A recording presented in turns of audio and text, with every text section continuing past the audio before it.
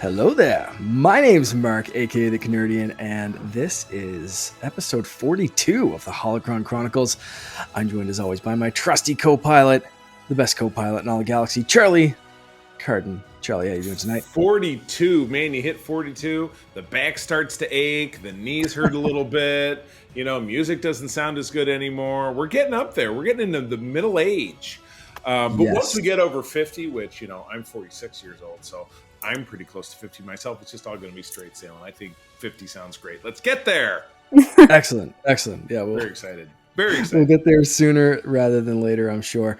But we're also joined tonight by a very special guest, someone we've been waiting to get on the show for a little while, and we're super happy to have her here tonight. Aubrey, aka Aubrie Organa on Twitter. So that's so people may know you there.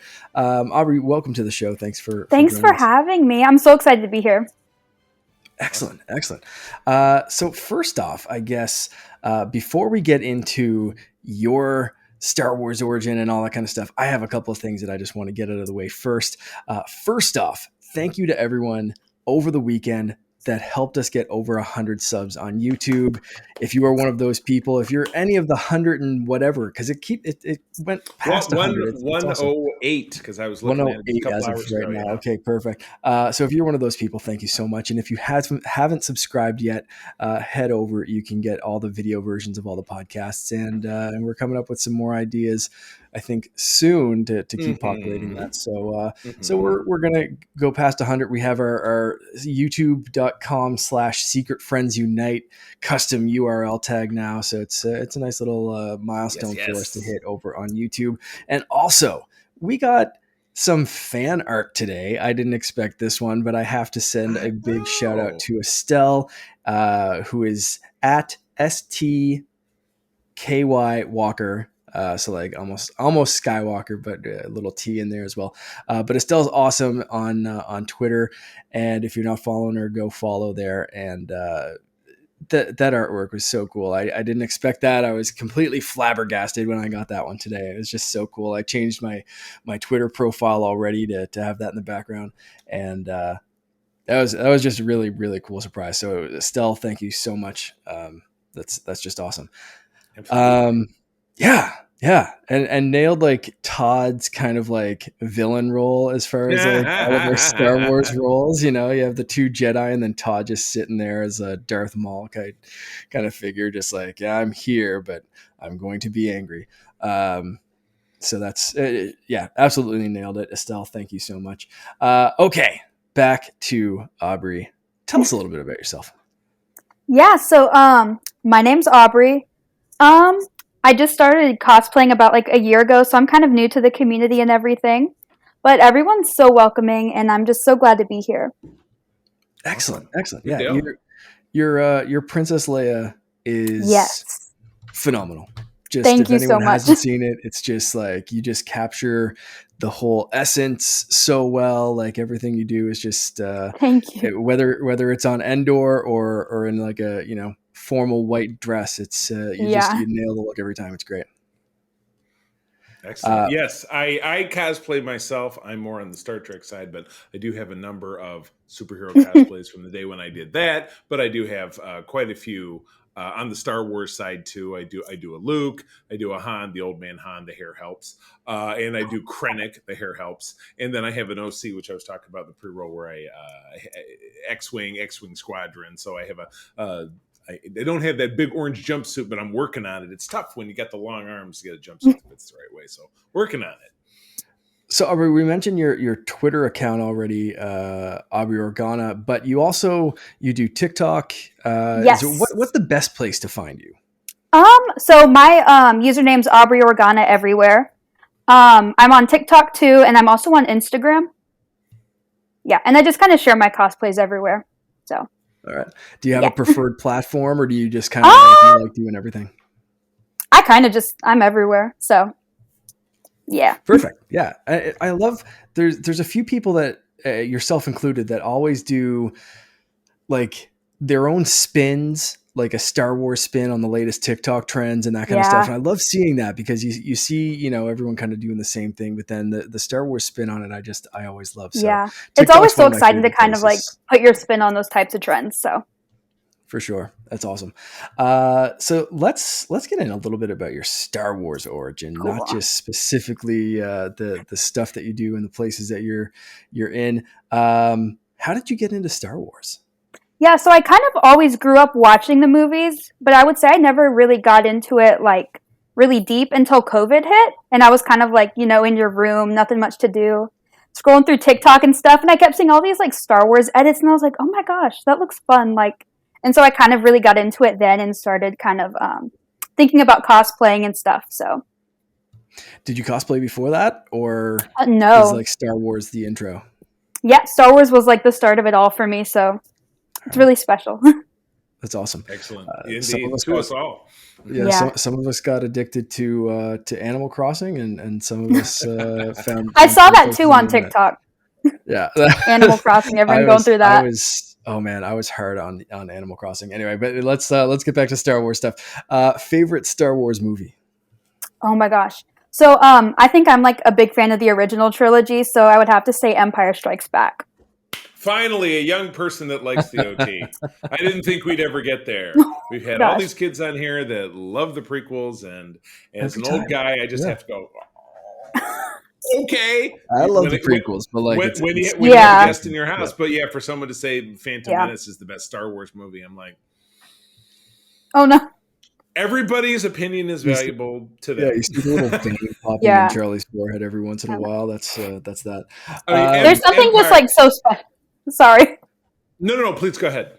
Oh, I was going to say, like, I don't know, there's something just so special about the original trilogy that it just kind of like really stuck with me. Like, I don't know what it is. Absolutely. Well, for me, Mark grew up in the VHS era of, not to steal your story, Mark, of the OT, but for me, Empire Strikes Back was the first film I ever remember seeing in the theater. I was 4 years old. And it was new, obviously. And then it was my first, blurry VHS copy. The first 15 minutes of it were missing. Watched it. And then, my mom pulled us out of school to take us to Return of the Jedi when I was 7, during the middle of a work week. So it's always just been religion to us, a hokey religion like the Jedi. Yeah. Love it. Favorite character? I'm guessing this one's going to be fairly obvious. This is a hard one, but yeah, it's Leia. So man, Jar Jar Binks. No, it's actually Claude. Claude from the sequel trilogy. Yeah. Oh, you know what? He did have his Face slug. Without a doubt. He had his own little micro mission in the Lego game too. I remember that was one of the ones he had to do. Yeah. I can't wait. There's just for someone to come on and say their favorite character is, oh shit, I'm forgetting the name. The Rock from the High Republic stuff. Oh my gosh. It's literally just a rock. And the pet rock. There's a pet rock. I saw some cosplays coming out of Celebration of just like that one, rock. That one is even over my head. I'm gonna have to do some research. Yeah, High Republic Rock. High Republic Rock. That's it. That's all you got to search. Light side or dark side? Ooh, I'm gonna have to say light side because I don't think I could ever see myself, like going to the dark side or anything. So right. I did see a little hesitation there. So you thought about it. Yeah, I did think about it because cookies. I don't know, dark. Exactly, it's a little tempting, but I don't know. And cool outfits. Just like they just have that like that brooding aesthetic, cool helmets. It's they do have the better outfits, I think. Yeah, right. Well, it's very uniform.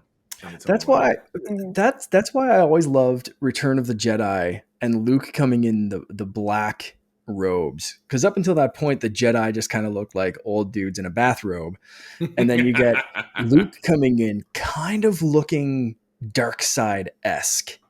And it was like, oh, what's going on here? Is he like, has he turned a little bit? Like we haven't seen stuff since, what happened at the end of Empire. Like, did his father get to him? What's going on? And he brings some of that dark side aesthetic, and it's still like my favorite Jedi outfit because I'm like, oh, who wants to be like I don't know, kind of that big space magician Hugh Hefner when you can be like that big dark side energy. Dark side, yeah, a little bit, yeah.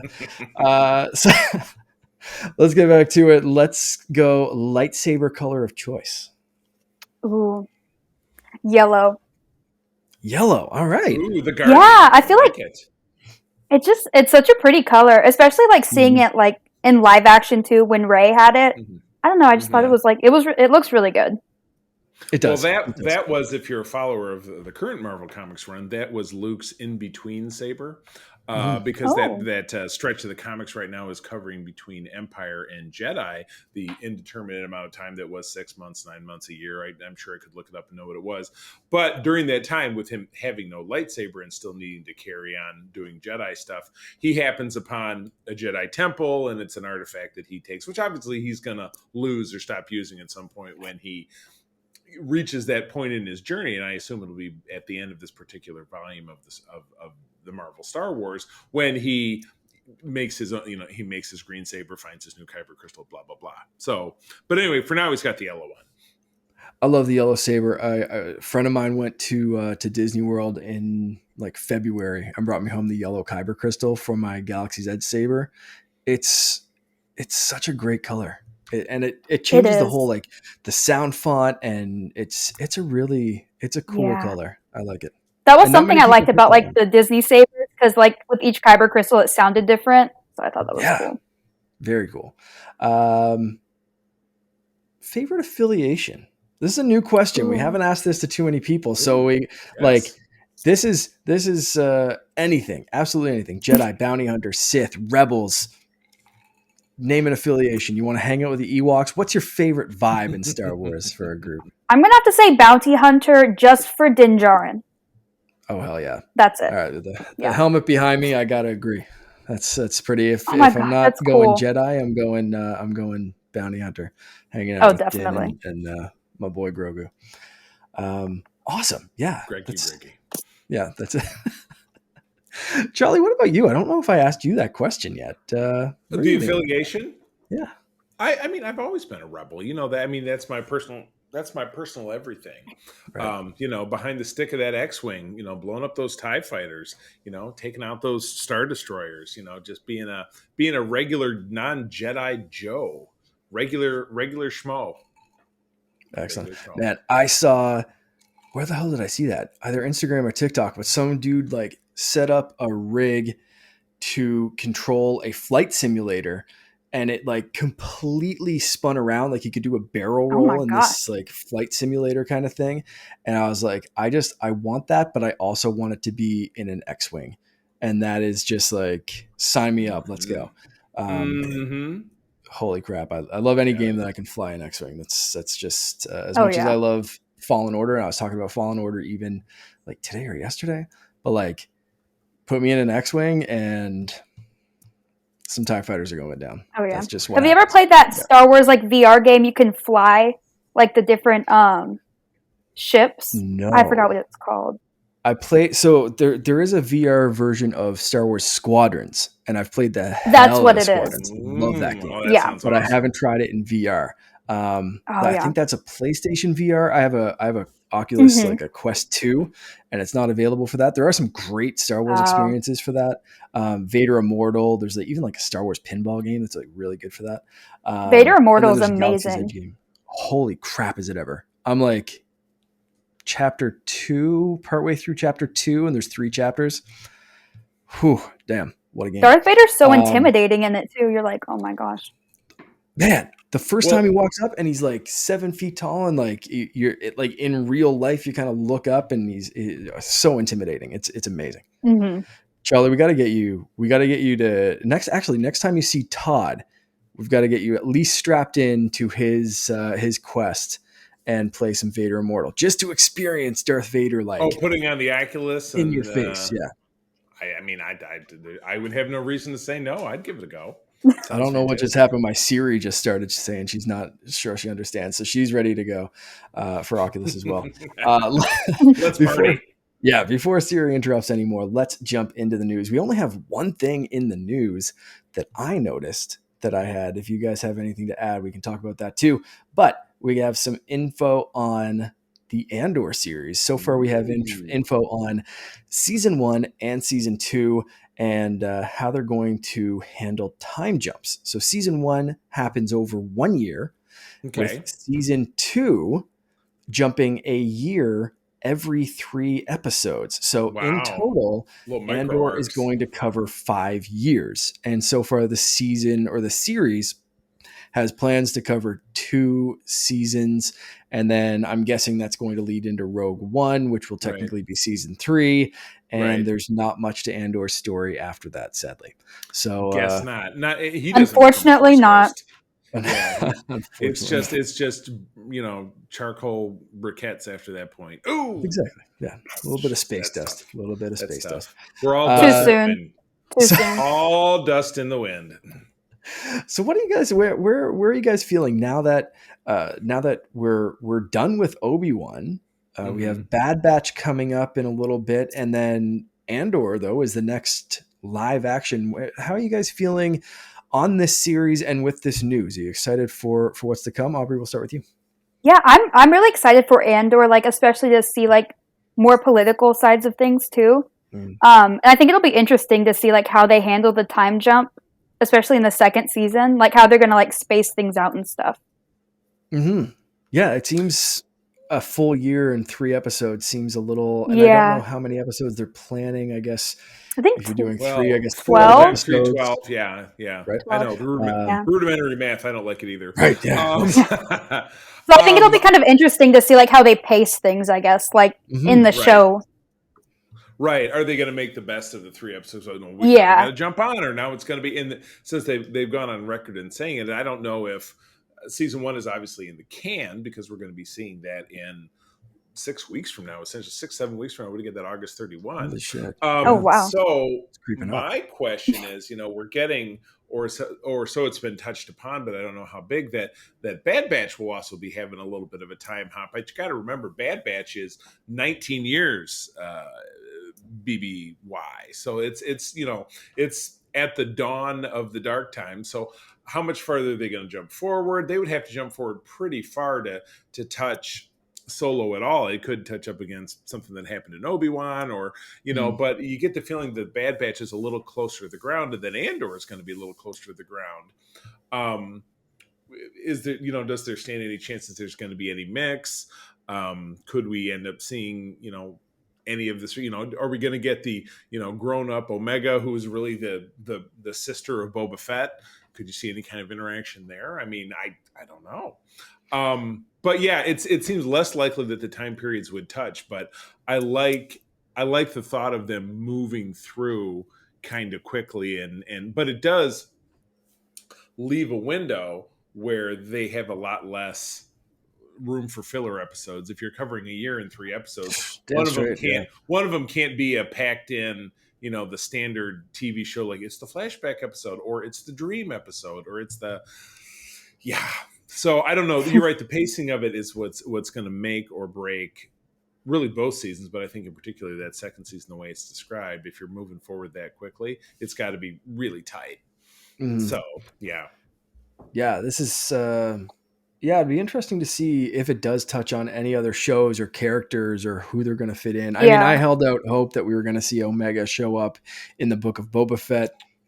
I got my hopes crushed with that one, so I'm not going to get my hopes up for this one, aside from I hope it's just a good seedy underbelly rebel spies and like espionage and that kind of stuff. Like I'm just hoping for like James Bond in space, basically. Right. Yeah, like, definitely. That's kind of my hopes for the show. What do you guys expect from this? Is it the same kind of vibe? Like, I feel like we may see like since we're kind of going to see a lot of like the Senate and stuff, we may see kind of like Bail Organa and maybe those types of people, just because it kind of deals with politics again and stuff. So I feel like we may see them a little bit. Yeah. I think there was a pivotal moment in Rogue One when we first meet Cassian, when he has to basically shoot his informant in the back lest he potentially get caught trying to help the guy escape. So over a 5-year period, do we meet Andor as some, scrappy little kid in a village in somewhere, even though he says, well, I've been in this fight since I was 6 years old, and we're not going to see him that young, lest we see him in flashbacks here and there. Are we going to see him along a trajectory of compromise that comes like, well, the mission, I got to do that. I got to kill this, I got to do this because of the mission. I got to let this group of civilians die or this village to get bombed because of the mission. So are we going to look him? It reminds me in a lot of ways of one of my favorite shows that was on the Fox network in the early 2000s, 24 with Kiefer Sutherland.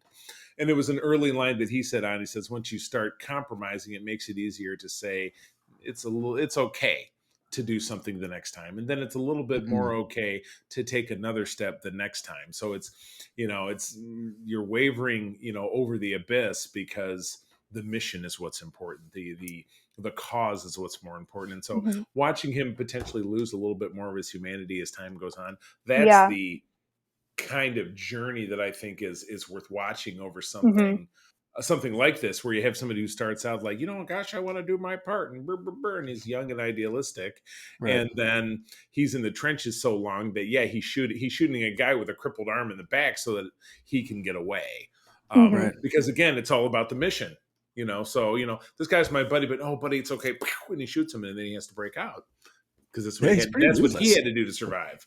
And I wonder if that's the Andor we're going to start with, and maybe starts finding, or you're right, Charlie. Like, I wonder if it is like kind of that green starting off like, yeehaw, it's the rebellion, and then something happens in the show that turns him into that like absolutely ruthless, like, I'm gonna shoot my buddy in the back because whatever, because I gotta go, and I got a thing and another thing, and I can't get caught, so I gotta go. It's going to be interesting to see where they start with the character, and we kind of know where it ends up, but I can't wait. Go ahead, please. No, I was the only other thing I was going to say is I don't think, apparently we're not getting K2 until season 2, right? So I think we're going to see that capture and conversion. K2 wasn't going to be with him for the whole shot of it, so I'm curious, and I don't know that we've had any announcements of the fact. So we've going to have these two shows kind of running concurrently. And I know, Mark, you know how I am with our schedule. I have our schedule all mapped out, and it runs with us through the first part of 2023. Do we know what else we're looking at in 2023? I mean, they're talking about Ahsoka. Thank you very much. Yes, Ahsoka. So we have and Mando. I was just going to say, Mando. I think is the first part of 2023. I think that's going to February for my birthday. And then we'll get Ahsoka after that. And I don't think we have too much else confirmed at this point. It depends on where they are production wise with Andor. If they're going to go ahead and drop it in 2020, that'd be my guess. I mean, if they have those two shows, maybe Andor would be late third quarter, fourth quarter of 2023. So they would have 3 programs that run throughout, which keeps them pretty locked down. That's what Marvel's doing. And they're finally getting to the point where they're crossing over. I think Kenobi and Ms. Marvel were the first 2 Disney properties of, the big workhorses, the Star Wars and the Marvel, that were crossing over. And that's temporarily gone. But again, She-Hulk will start middle of next month, and then Andor comes on. So then they're doing it again. So, I mean, again, that's the beauty of streaming. It's not like, I don't know. What's it? I think that hurt Miss Marvel. I did too. I was so obsessed with watching Obi-Wan, and like with the time that I have available to watch shit with my little guy. You're right. It's like, I can squeeze in one show on a Wednesday. What's it going to be? So I've just been binge watching Miss Marvel, and it's delightful. And I'm sad that I kind of waited until now to kind of catch up. And they're already up to their finale next week. They had today because we're recording on a Wednesday. So it seemed for a while they were staving off their overlapping, but this is something Oxtra and I talked about on the main show months ago. I said, if they have all these plans, there's only 52 weeks in the year, they're gonna have to start overlapping. But I'm with you. I like having, this is my one obsession, because we live in a streaming world. It's Disney Plus on Wednesday. Star Trek is always on Thursday, and then for right now, The Boys is on Amazon Prime Mm-hmm. on Fridays, but that ends this week too. Right. I haven't watched The Boys. I haven't gotten into It's Stranger such a Things good yet. Like, show. I'm missing so much. I Yeah. loved the first few seasons of The Boys, like and Right. Stranger Things, same kind of Mhm. thing. Like Right. I'm so behind on my TV. I gotta Yeah. catch I feel up. like it's Right. so hard to focus like on multiple shows at once and like Yes. put your full attention onto them. Yeah. I mean, when Absolutely. Mark and I were kids, there were just channels and stuff was just on, and that's when you watched Yeah. it. You didn't have a choice. But now, at least you have, you can watch. Oh, I didn't watch this week's episode of blah blah blah, and I can watch it at 11 o'clock on a Saturday after I got home from my Saturday plans. I don't have to have an appointment to watch blah blah blah. So, but anyway, way off track. Way off track. I'm sure we need to move on. Absolutely. Yeah. Aubrey, any last thoughts on Andor? No, I'm We just move really on? excited to see it. Excellent. Yeah, me too. All right. And I was not super excited. Like, I think I've gone on record on this show to be like, if as far as excitement levels go, that was my least excited of like, do we need more of this character? But the more I hear about what they're doing, the more like I see or like trailer, Mhm. this, that, whatever. It's like, yeah, I'm ready. And I think even Obi-Wan helped with that, seeing the path and wanting characters like Roken and like Fala to have their own kind of spin-offs or to learn more about their stories. And we probably won't get that in this show, but like still that same kind of vibe, you know what I mean? Like that Yeah. rebel underworld kind of vibe. Like, yeah, I'm ready for this show. So it's going to be good. But yeah, let's move on. Speaking of Kenobi, let's move on to our little overall overview recap of episode 6. So last time with Mark, we covered episodes 4 and 5. We haven't covered the finale. So let's take a minute first off to cover episode 6, our thoughts on episode 6. If you haven't seen it, we're going to go full spoiler territory. So if you need to bounce off at this point, thanks for listening. You've seen it, people. If You've you're seen listening it. to the show, Oh you've yeah. seen Come it. on It's now. been out for a while. Yeah, right. Yes.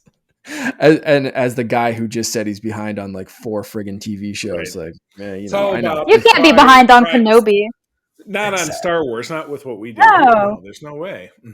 So I don't think we have to recap the story. We got the great fight sequence. We Oh my God, finally it was amazing. saw everything come to a head. We got Obi-Wan creating the high ground. We got Luke. We got friggin' Beru. But like, hashtag Beru crew. Holy shit. She was what a badass. amazing. Like, She's tight, and you never got Yeah. it from and Beru in her very brief scenes in A New Hope was played by an old Irish actress named Shillelagh something or other. Shillelagh is just a great Irish word, and I'm of Irish descent, so that's why all the green.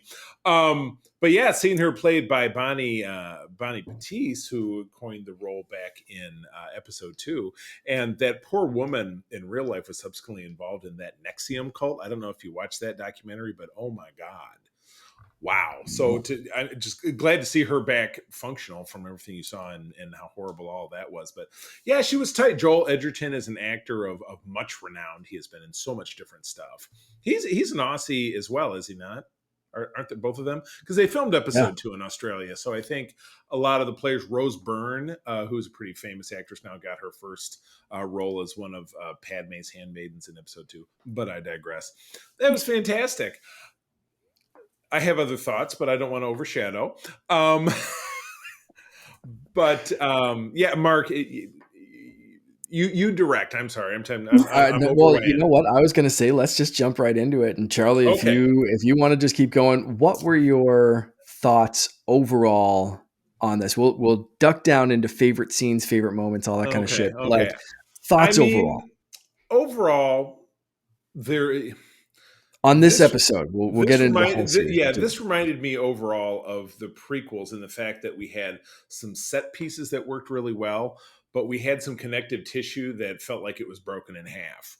For example, the Star Destroyer chasing the freighter, and then Kenobi goes off on the side, and then the freighter wanders off to the other side, and the Star Destroyer doesn't chase him.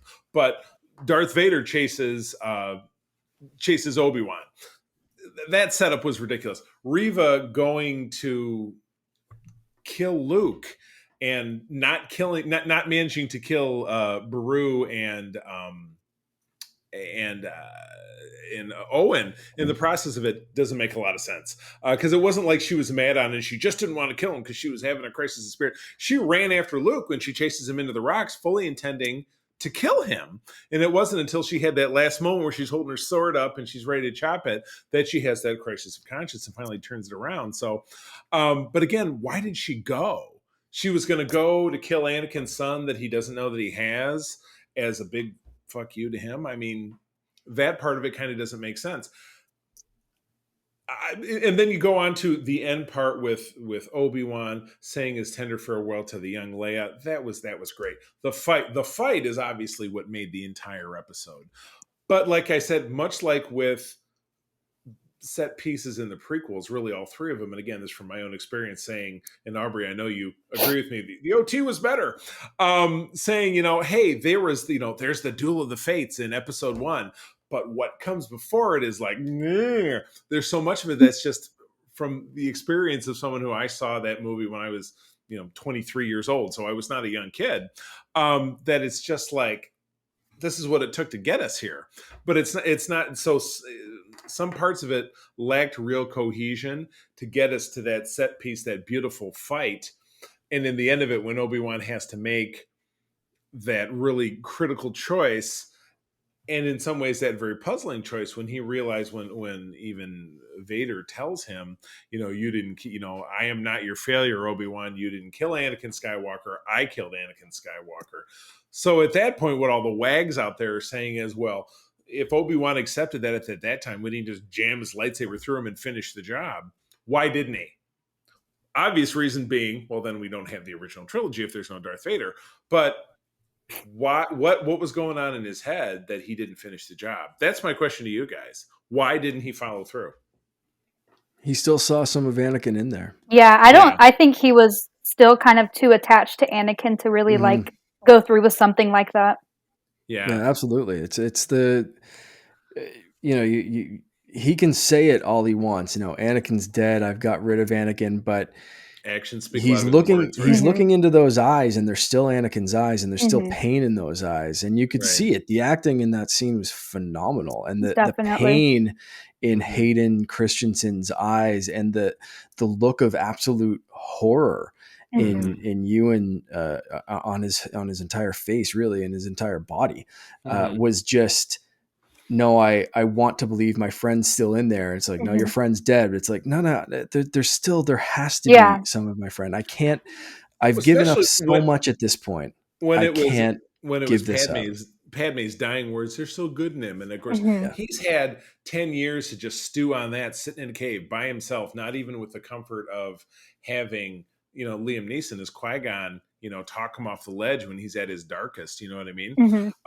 But you're right. It mirrors the pain of what we see at the end of episode 3 when they're on Mustafar and you got Stumpy Anakin before he catches on fire. You were my brother, Anakin. I loved you. And he's screaming. Where in this, he's calm, he's measured, but he's not, you can't see the edge of my table, but he's here. He's not quite over here, but he's close. But in a lot of ways, I mean, we've all had, and Aubrey, maybe not you because you're young, but someday you'll come to a point where you will have a friendship or a relationship or a marriage, God forbid, because I've had that, where you just know that it is just time for your own sanity, you walk away. There's things that you can't affect. The only person's behavior you can control is yourself. You can't change the nature of what someone else is going to do, what they're going to be, how they're going to feel, how they're going to act. So you just have to walk away. I had to do that very recently with a very close friendship of mine, and it was very difficult. But you have to do it for your own sanity and for what's good for your life moving forward. In a lot of ways, that's what I found so powerful in that scene with Obi-Wan saying, this is me getting over the hump. And I think that's why at the end of the episode, when he's riding his weird little cow ostrich thing into the desert, that he finally gets to see Liam Neeson and they get to have a rap. And he said, Master, I've been waiting for you. He says, I was always here. You just weren't ready for me. And that was him. It was him getting over that hill. And that's the part of it I like the most. Could have done without the gaping plot holes of the chasing Star Destroyer and the whole plot line with Reva. It was great. Her redemption was great. Mhm. She's also tougher than anyone else in all of Star Wars because she got run through, didn't seem to really get medical treatment. I don't even know how she got off the planet, because I don't know if she called a space Uber and caught a bus and then whatever. I don't know how she got to Tatooine. They don't show that part of it. But she's such a badass that nothing can slow her down. So I think that sets her up for Mhm. hopefully some future action. But then again, the wags always say, well, how come we never saw her again? Well, that's a dumb question. We never saw her again because character didn't exist.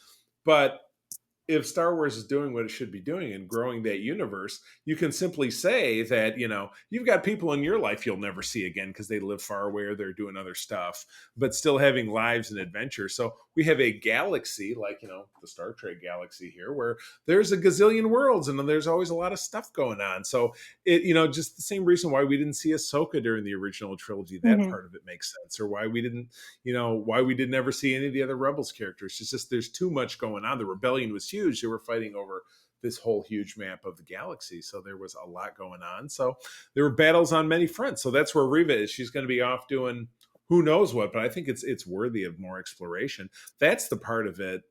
And I know we're going to touch on this later. And Mark, we kind of slammed down on this last time. Do you want to see another season? No, not at all. I want to see what Reva's going to do. That's the character who has an untold storyline. Obi Wan's storyline is sitting on his ass for another 9 years because that's all he's supposed to do. Yeah. Maybe. I mean, Maybe, I think it would be disingenuous for them to try to manufacture like, and now he's going to go fight space pirates or some bullshit. I don't care. No, let him sit there undocumented, just hanging out.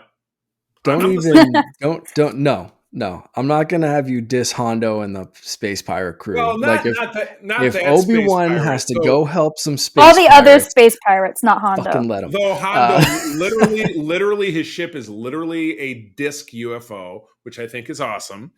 It would be, yes, I think Obi-Wan just needs to chill out, start, maybe he's going to start a medical marijuana firm there on for Jedis recovering from war wounds. Maybe he's going to start. Might be helpful.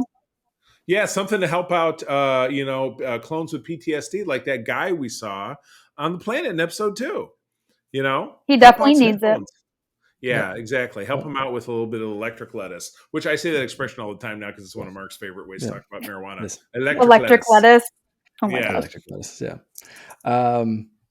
Yeah. So the Reva stuff made more sense to me than it did to you. I think I got that. She was so bent on hurting Darth Vader. He dismissed her like a cat playing with a half dead mouse. And it was like, okay, well, you know what? How do I hurt this guy? I'm going to Baron Zemo this. I can't touch him. So now I can kill his kid. Right. And I'm going to make sure he knows that was his kid. Maybe after I kill it. Yeah. But he's going to know. And I'm going to hurt him. I'm going to disassemble him from the inside, Baron Zemo style. Yeah. It doesn't matter. I don't really care how she got off the planet or how she did any of the other stuff. I also thought like her not being able to best a couple of farmers with shotguns, like I'm going to chalk that up to Gru was just that talented. A little slow, and they were good, right? But she had her saber out. She could have chopped either one of them. That's what kind of like, why didn't she kill him? Because she was pissed, but was she not murderously pissed? Because she was going to kill I don't Luke. think she could move, man. I don't think she could get close to them. With Luke, I think she kind of saw herself like starting to become like the person that she was so angry at. And I think she kind of like stopped then because she didn't want to turn into Darth Vader. Yeah. Gotcha. Okay. Yeah. Okay. Well, yeah. I mean, the whole montage connecting with the saber swiping and her having her PTSD flashbacks. Yeah. But the space chase bit of like, and I did love that they even included the Grand Inquisitor basically rolling his eyes completely around in his head when Vader was like, no, we're not going after them. We're only going after Obi-Wan. And it was just like, I am this close to quitting this job, man. Like it was just, I love him. He's the disgruntled employee. This place would fall apart without me. Yeah. Right. We've all been there. We've all wanted to be like this close. You get some idiot manager that you're just like, I could do this Well, better. Bill, you didn't Look at know this your asshole. TPS Put me in report charge. was missing line 3. Yeah, exactly. It's the same shit. Yeah. So I love that they did include that, like, as ridiculous as this is going to be, like, someone on board knows that it's that ridiculous, which made it okay. If everyone on the ship was just like, yes, Lord Vader, we're going to go this way, they were on board. But just the fact that the Inquisitor rolled his eyes and looked like he was just about like, bitch, I have had it with you. To me, that was just like, yeah, okay, cool. I accept this. This is canon to me now. Perfectly fine. Aubrie, what did you think overall? I thought it was an amazing episode. The fight between Darth Vader and Obi-Wan had me in like tears the whole time. Because their acting was amazing. And then seeing Obi-Wan cry made me cry. So it was like, I don't know. It was just amazing. And I think it was a good closure too for Obi-Wan. And I think they just did it really well. Yeah, you really felt the emotion. Like I said, definitely. Seeing their faces, I love how it mirrored Rebels, where Ahsoka broke part of Vader's helmet, Obi-Wan broke the other part. Neither of them could completely demask him. That took Luke. But this was, the emotion was running high. It was amazing. Yeah. And seeing Qui-Gon at the end too, I think was like a perfect way to end the episode. So I didn't expect that. I said it in the last episode that I wanted it, but I really expected like just to see like a blue light, because like Liam Neeson's repeatedly said that he's kind of done. He doesn't want to do TV. He doesn't want to do this. And it was an Andrew Garfield trick. It was just one of those like, I'm totally not in Spider-Man. What are you guys talking about? Come on. Never. I was expecting to like hear him maybe, because I didn't want to get my hopes up and be like, oh, we're going to see him as a full Force ghost. So I was like, okay, maybe we're just going to hear his voice. I'm fine with that. But like when we got to see him, it was like, it was cool.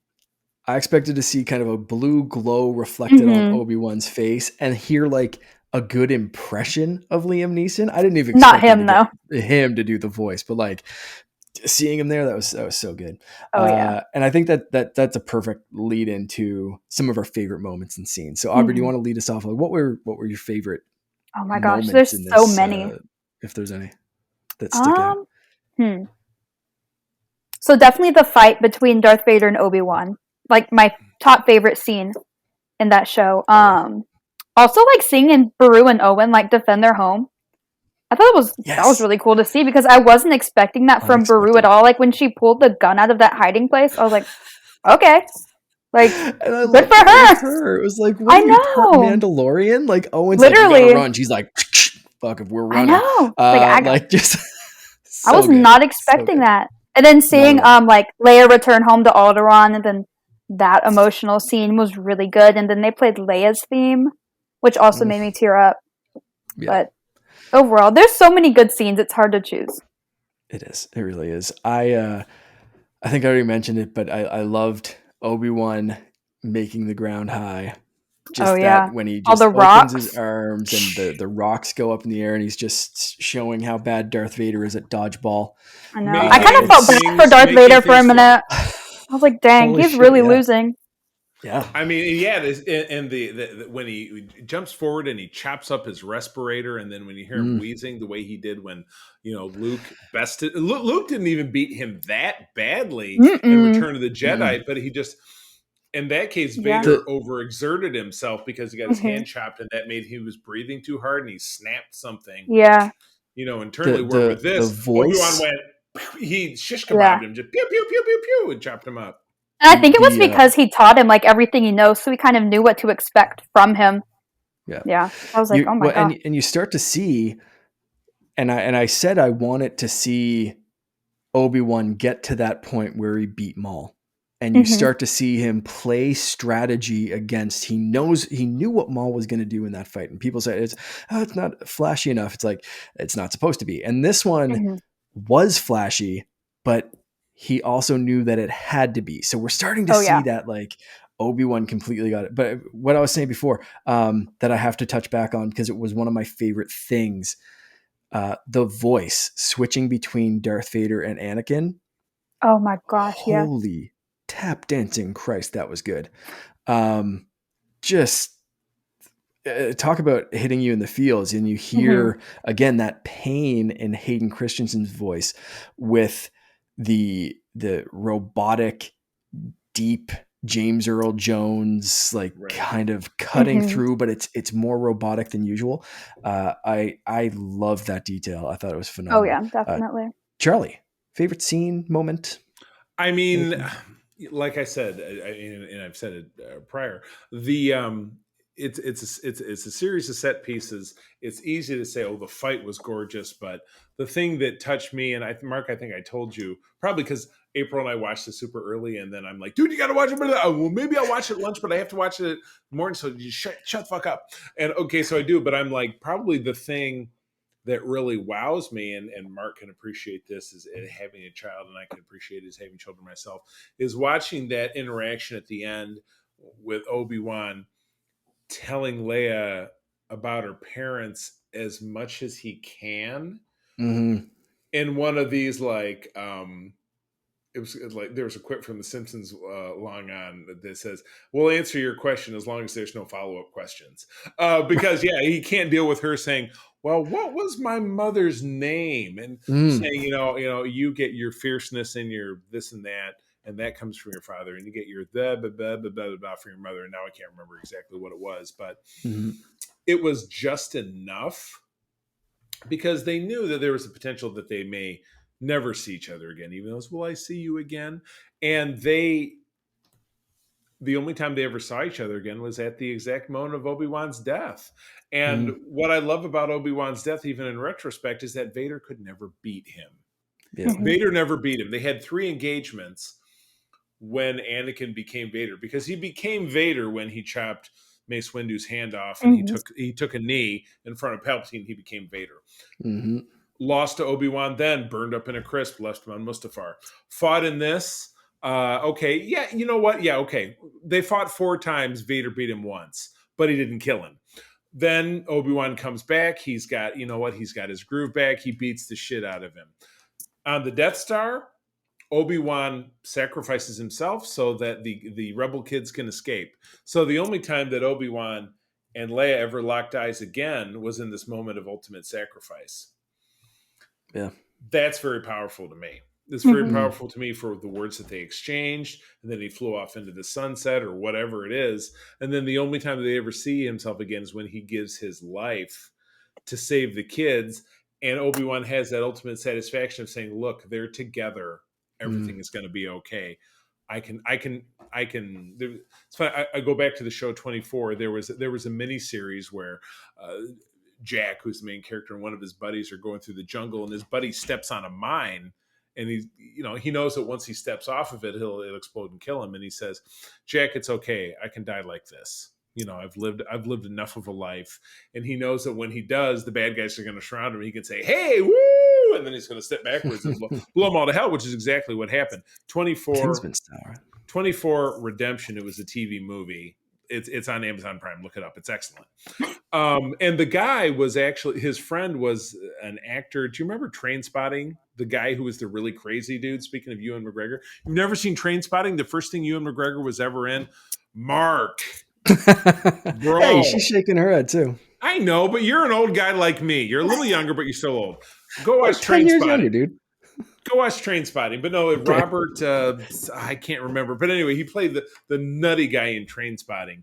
But it was the same thing. I think Obi-Wan looked in that last moment. He said, Luke and Leia are together. I can die like this. And I know that I'm not really letting Luke go because I'm ready. I am ready to cross over, which is exactly why he says that to Vader at the time. But naturally, I'm getting way off the cross. While, of course, I loved the fight scene the same way that everybody else did, the real power for me in the episode was not only his real goodbye to Leia and, hey, we've shared this and I'm going to leave you with this gift and you're going to do with it as you will. Your imagination is going to continue to grow. You're going to know that you come from a destiny. You come from a legacy of people who changed the galaxy, and that's what you're going to do. So in a lot of ways, he fathered her. He inspired her. He was a male role model to her more than than Bail Organa could ever be, than the memory of her father could ever be. He awakened that force sensitivity in her in a lot of ways, which we already saw that she had, because you saw how she was manipulating her stupid cousin in the first episode, or how she was staring Reva down as, "Are we having a staring contest?" when she was being interrogated. I love the parallels between her and Rey there. She's badass. In the Star Wars project 5 years from now, I would love to see her come back and continue to be Leia Organa. It would be spectacular. Oh yeah, definitely. I really wonder, this show made me wonder if they, again, in retrospect, but character wise, in universe, did they think it was almost like Luke was a decoy and Leia was going to be the chosen one, kind of thing, because Luke kept the last name, was on Tatooine, was with his aunt and uncle, and had Obi-Wan kind of, protecting him or whatever. But Yeah, right. Really, it was kind of like, hey, Vader, come get us, when she was kind of safe. And watching this, it was just kind of like, did they kind of plan we can sacrifice Luke, and then Leia's kind of our ace in the hole? You know what I mean? We've got a plan B, which shouldn't be in plan A, because Leia kind of really had her shit together. Yeah. She should have been, because Luke was kind of just a dumbass farm boy kid, where Leia was like, she was the entire package. So yeah. And if she send one of them to be royalty, the other one has to go to Tatooine. Right. What was he, more of a red herring the whole time? That's it. If she didn't get captured in New Hope, was she still plan A? Was Luke plan B all the time? Like Obi Wan Kenobi, if Luke's still alive, I guess let's go on a mission. But right, it's obviously the movie's kind of centered on Luke, and most of the lore kind of centered on his story. But in universe wise, not from the Star Wars narration that we get, it made me start to think, man, I wonder, it was Leia plan A? I mean, if you look at the long game of it, Leia fulfills her role in so much that she's instrumental in flipping her son back to the light side, in so much that he can connect with Rey to finally destroy Palpatine in the end with her death. Right. So but it's Luke in so much that he trains Rey, and then in the end, as a Force ghost, he sends her off to Exegol and stuff. But this is really a deep dip. In some ways, they're their own team that brings things all together to finally destroy Palpatine, which is what the entire Skywalker saga is about in the end of it. I think they both had their own kind of jobs that were definitely needed to kind of defeat Palpatine. Yeah. Yeah. Good point. Very good point. Yeah. All right. Let's start wrapping this up. So I want to do a quick kind of series overview compared to some of the other live actions. Let's compare it to, we've got a couple of seasons of Mandalorian. We've got Book of Boba Fett. Where's this sit for you? What did you think of this series? Aubrie, we'll start with you. Ooh, that's hard, because The Mandalorian's such an amazing show too. I don't know. The gold standard, I think. Yeah. Without a doubt. I would put the Mandalorian, I think, first, and then Kenobi, and then Book of Boba Fett, I think. So far down. I liked it, but I don't think it was I think my favorite episode of the Book of Boba Fett was the Mando episode. So, which is when we talked about that at length on this show, which is just a very, very, very sad commentary on how good that. And I feel kind of bad saying that, but I don't know. It's true though. I'll back you up. She thinks so too. I'm glad. I feel better now. The Book of Boba Fett sucked. I have my cat here. Yeah. All the reasons. I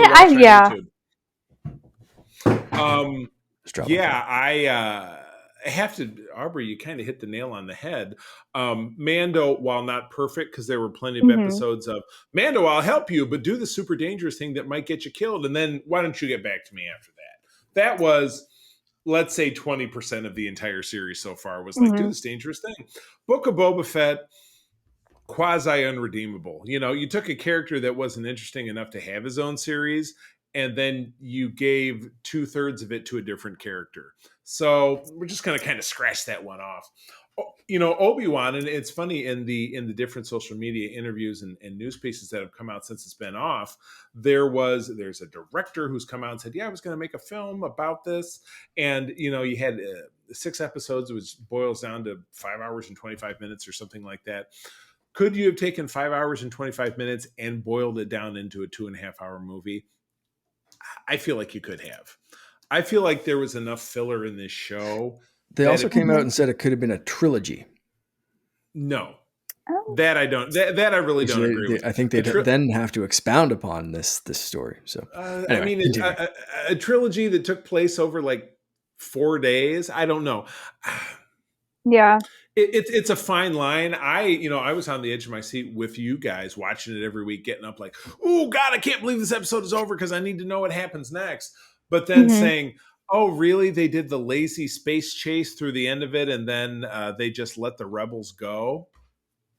Why did they let? It's just there are just a lot of weird plot holes and unfulfilled stuff, and so I'm of a mind where they could have made it. They could have made it a tight movie, but then they did deliver some powerful moments as well. Yeah. So it doesn't really matter. It's kind of a specious argument because it is what happened. So I would also put this second to Mandalorian in the pantheon of live action Star Wars television programs. Yeah, I think nothing's going to top Mando at this point. Maybe Ahsoka will come along and kick the shit out of it. Maybe Andor will come along and kick the shit out of that. It's going to be easier for us to have this conversation a year from now when we have 2 new programs to then hold up against it. So I don't know, but for now, this is definitely second place for me. I think, that's a good place for it. I think I'm a little bit more up on the show than you are, Charlie, but I still agree with the assessment that Aubrie came up with there. Favorite series character overall? That's such a hard question. And I even kind of wanted to say that's not Obi-Wan or Darth Vader, but I'll leave that up because we saw a lot of growth for both of those characters. While you think about that one, because you said it's a tough character, Charlie, you look like you have someone in mind. I mean, it's who is not going to say Leia? Because again, not a new that's character, probably my answer too. But it's a new portrayal of the character by the sassiest scene-chewing child actress. I mean, there's nothing tougher than getting a child acting part to not be like, sorry, Jake Lloyd, like Anakin was in episode 1. Not exactly knocking your socks off, and just being like, this is not good. And blame enough of George Lucas as much as possible for not being someone who could direct anyone, but certainly not able to direct a young kid. The young girl, Vivian Cook, was her name? I'm drawing a blank on her name. I feel like her Blair, I think. Vivian I think her last name's Blair. Wow, that is a really Hollywood name, Vivian Blair. Sounds like something. Like an actress. I always wonder if parents plan that. I want to give my kid a Hollywood name. Yeah, it could be. But she slayed it. Best part of the series from a new actor playing an established role, but again, it's so far apart that it's not like, I'm taking over for Carrie Fisher. She's 10. Carrie Fisher, the character was 19 at the time that Carrie Fisher started portraying, was the age of the character when she portrayed it in 1977. Without a doubt, Vivian Blair was the bright spot of the series. She was the best. She did such a good job portraying the sassiness and the wit that Leia had in the original trilogy. And I just think she did justice to the character. Right. Absolutely. And wisdom beyond your years, which is even something Obi-Wan remarks about, how old are you? I'm 10. Well, you don't sound like you're 10. Yeah. Yeah. Exactly. Yeah, for sure. She was a standout for me as well. So many of the secondary characters in this were great. I mentioned Tala before and Roken, Reva even, like Charlie, you said, the spinoff. I'd love to see where Reva's story goes from here. Yeah, I think we will. Oh, yeah. So many, I loved characters. I love Tala and Ned B's dynamic because it reminded me so much of Rogue One and Cassian, and then K2SO, especially in that scene where Ned B kind of sacrifices himself for Tala, but kind of protects her a little bit. It reminded me Yeah. of Rogue One, and I really liked Yeah, it. very, very similar, like similar kind of friendship, but a very different dynamic spin Yeah. Right. on it. Like of True. just without the sassiness from Ned, like the strong silent type, but it was still that Yeah. like unbreakable human Right. droid bond. I Yeah. love that. True. Absolutely. Yeah. And I already mentioned I wanted to, like a Roken spinoff last episode, so I'm just Right. gonna Could be. leave that there. Maybe he'll show up in the Bad Batch. He'll animate him for you. There we go. That's I don't Or think the Bad Andor. Batch would be the Andor. place to get the Yeah. man on fire, pissed Right. off dude that lost his wife with a shotgun, taking out imps. Maybe we'll see him in Andor. We'll see. Ice Cube Jr. Yeah, he would be a great like Butch Cassidy to the Sundance Kid for Andor, don't you think? Yeah. Hopefully, without all the decided to join the rebellions. Yeah. Right. Yeah. Right. Cool. Best I have here written here best fight, but I think it's going to be the for me it's two. It's that the last one between Darth Vader and Obi-Wan and the Reva fight, just showing how much Darth Vader is just toying with her. Am I missing one, or what was your favorite? Overall, yeah. I know, I agree with you. Mine was the same. Okay, right on. Best character scene, I think for me, we touched on mine. It was the fight, but the character bits between that fight between Obi-Wan and Darth Vader, the reactions and the I killed Anakin, and that right. I think for me overall in the whole series, if it wasn't Charlie, I think you nailed it. Like anything that Leia was in was just, phenomenal. And she had some very powerful scenes, especially that last scene with Ben. But to me, this whole series boiled down to Anakin and Darth Vader, or Anakin and Obi-Wan. Right. So you guys have any different character scenes there that you, what was your favorite, I guess? Mine was, yeah, please go ahead. Oh, I'm sorry. Mine was kind of the same, just when Obi-Wan was kind of apologizing and saying like, I'm so sorry, Anakin, and just it was really good. So yeah, especially where they let it an episode or two before that with them training the de-aged versions and the training sword fight, and to be reminded of that. And that's going to lead into my next question, but Charlie, go first with your favorite scene. I hate to keep beating the dead horse, character but moments. Really anything throughout the series where Obi-Wan was kind of leaving the breadcrumbs, kind of saying what he could to Leia about, are you my real father? As much as I wish I could. And then a lot of people are like, oh, does that mean he had the hots for Padme? Well, first of all, who wouldn't? Come on. Right. Yeah. But what he was really saying was, I wish that you had, while I think Bale is a great guy, I wish that you had someone who could guide you through the nature of the gifts that you have, which is something that I could do if I was your father, or if I was if I was your Jedi master, if I was instructing you, if you were a Padawan instead of a senator run up, you know what I mean? But their lives and the time that they live in cast them in the roles that they did. So Obi-Wan, I think, tried to impress as much as he could on her in the time that she had, that he had to do so. That I think clearly left an indelible mark on her. That while she was good and advanced for her years before Obi-Wan came along, I feel like his influence and the time that they shared together, the things they went through together, kind of pushed her to the next level and maybe really turned her into what she became because of him. Definitely. Yep, for sure. All right. So like I said, that kind of leads into my next one, which is we had a lot of talk and a lot of discussion while this was airing that this was planned to be a movie or possibly a series of movies that I think, could have focused on different stories or whatever. But now that this is all done, do you guys think this worked better as a weekly series, or do you think it kind of might have benefited from being either all released at once or broken down, cut down into a movie or two? What do you going forward, what's going to be your favorite way to watch this? Is it going to be kind of binging it all at once, or do you like how it was paced?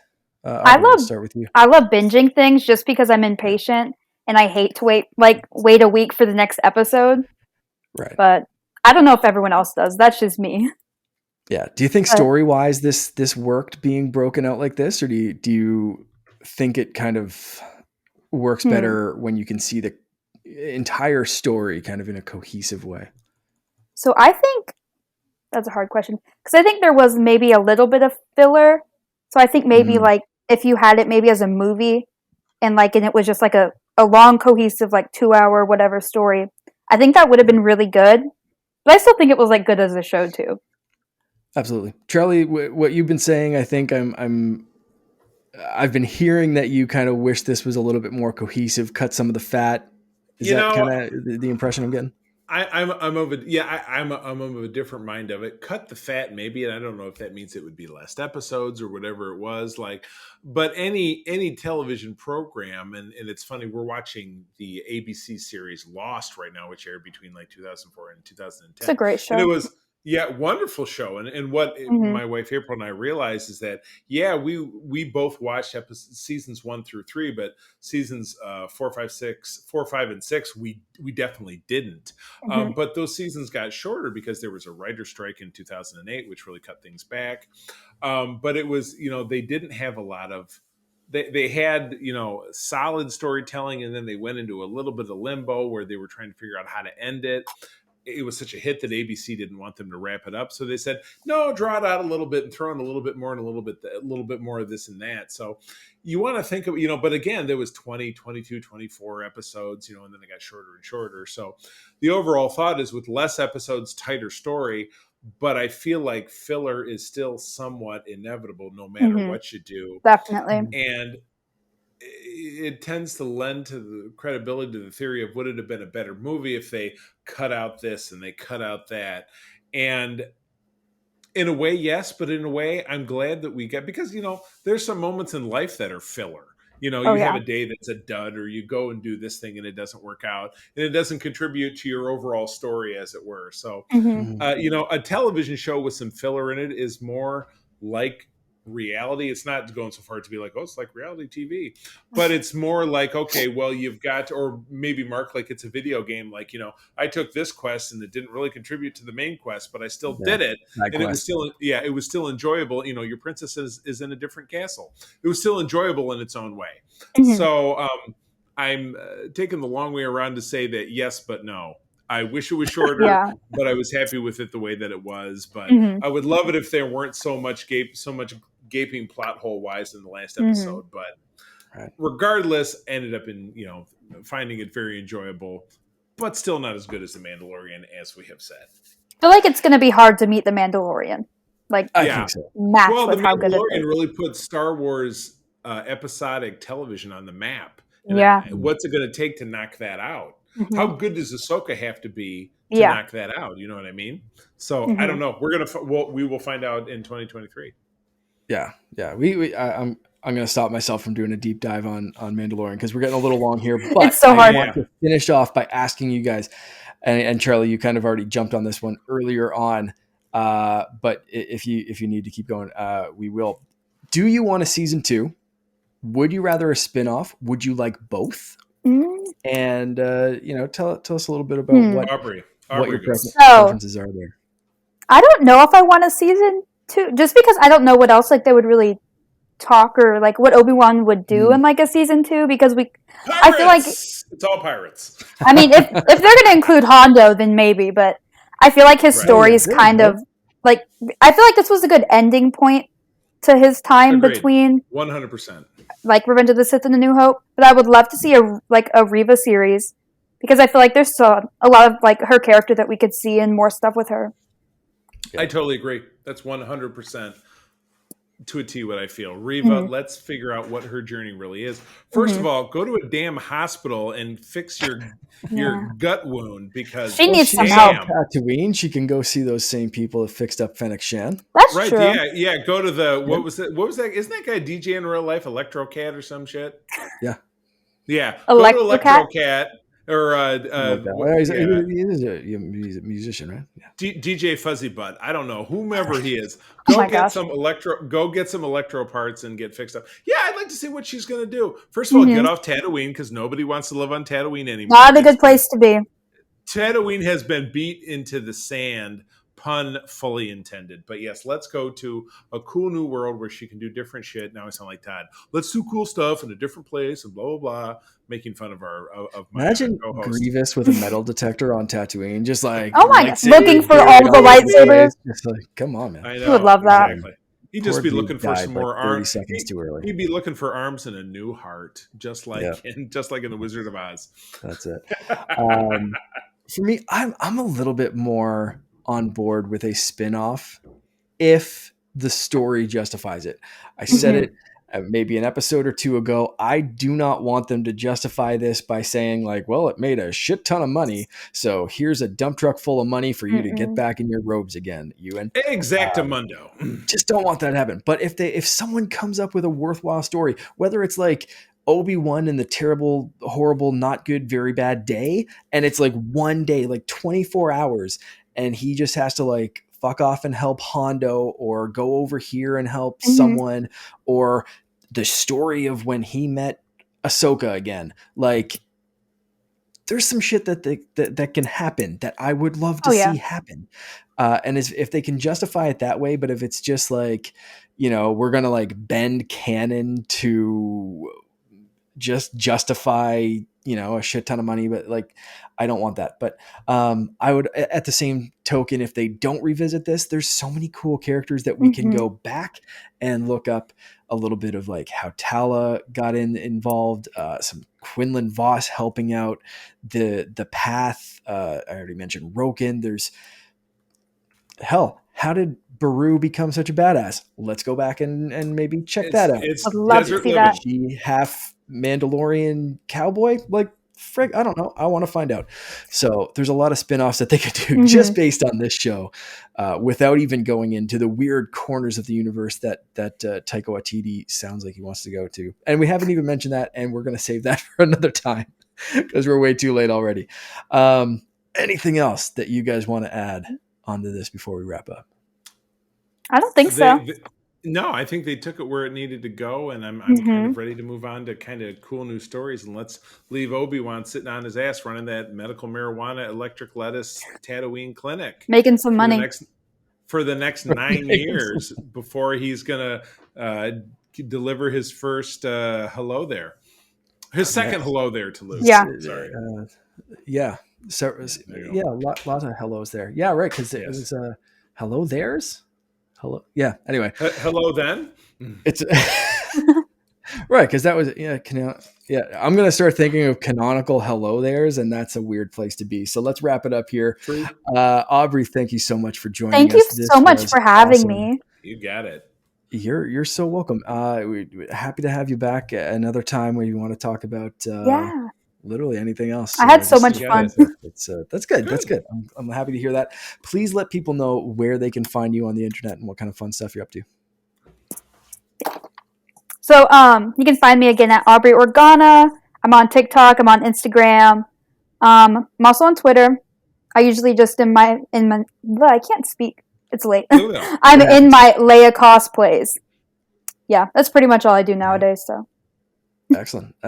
I do have, before we wrap up, how many days a week? Like, do you plan out like a whole bunch of posts and then like kind of film a whole bunch of stuff, or do you just kind of like day by day? You're just like, I'm gonna pop in the costume right now. I'm just gonna knock this out. Like, what's your filming schedule like? It's kind of random.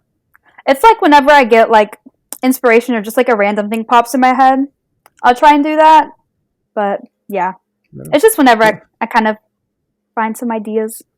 I did a lot of suit ups when we had COVID. That like, I'm using my Biden bucks to buy this new Starfleet uniform, and I'd go behind. There you go. Or we did a lot of the pass the badge videos where it'd be like, I have a com badge, and I'm gonna throw it to someone, and they'll catch it. And so I had new ones and whatever it is. And hey, you know what? It was keeping us from going nuts, so I totally get it. Yeah. Yeah. I get bored and wear my Mando helmet around the house so much Yeah. that we have like the Mandalorian Golden Book for my son. And now when we open it up, he points at it and says Dada. So Oh my gosh. That's Aw. so adorable. That's it's pretty great. awesome. Yeah. He I also does love the it. same thing for his I Am a Jedi book and points to Obi Wan and says Dada. So Oh. He helmet thinks on, you're helmet everyone. off. I'm You get the somewhere in 2 Star best Wars. characters, though. There you go. That's He it. Yeah, is. I'm living good. Aubrey, stuff. thank you again for joining us. This was an Yeah. absolute pleasure. Charlie, tell people where they can find us. Oh, you can find me over on Twitter at the C3 Spell It Out.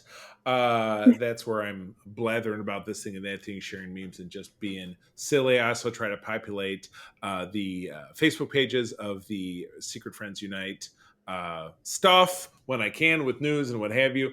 My wife April and I also run the West Michigan chapter of the International Star Trek Fan Club. That would be the USS Grand Petoskey, found at all of the socials therein. So that is me. Mark, how about you? You can find me _Canardian on Twitter, TikTok, Instagram, in our Discord, wherever. So join there. And once again, thank you to everyone that got us over that 100-person hump on YouTube.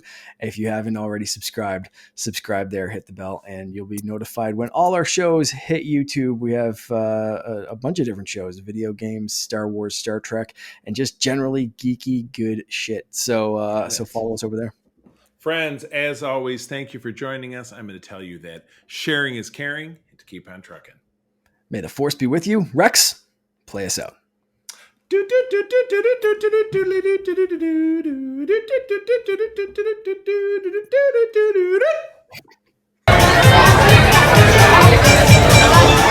This podcast is part of the Secret Friends Unite podcasting network. Visit secretfriendsunite.com for more great shows, articles, news, reviews, and more.